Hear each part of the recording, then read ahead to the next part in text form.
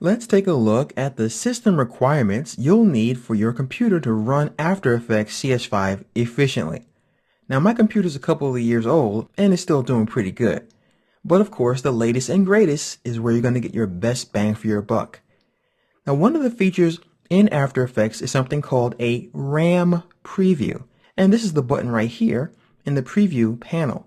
Now, the more RAM you have, the better RAM preview you're going to get. So, of course, you want to have as much RAM as possible if this is what you're going to be doing for a living. So, for the Windows platform, let's go ahead and start with you guys.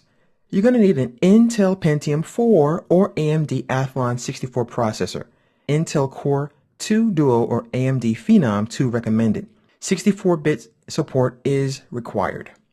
Now, if you have a 64-bit operating system on the Windows platform, you should have Microsoft Windows Vista Home Premium, Business, Ultimate, or Enterprise with Service Pack 1 or Windows 7.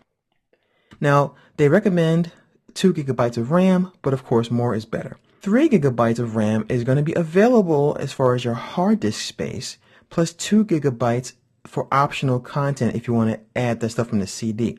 So when you install, you can add more content. If you don't have the room, don't bother with it because of course you can make your own content. Now, you're going to need a 1280 by 1024 display with OpenGL 2.0 compatible graphics card. This only comes in a DVD, so you're going to need that unless you download it from Adobe. You're going to need the QuickTime 7.6.2 software as far as QuickTime features. And if you're going to use any online services, you need a broadband internet connection.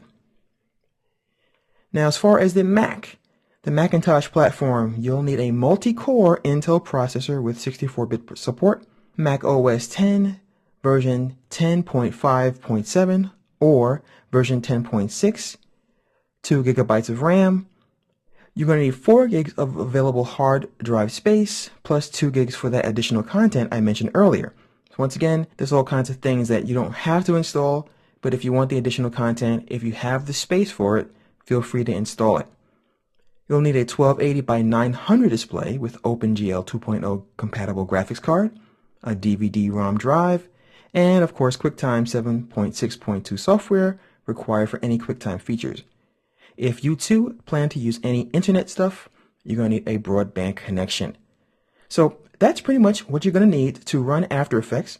But like I said, my computers are a little older and I'm doing great. So if you're going to be doing lots of special effects and smoke and rain and all kinds of stuff, then of course a newer system is going to give you better results more quickly.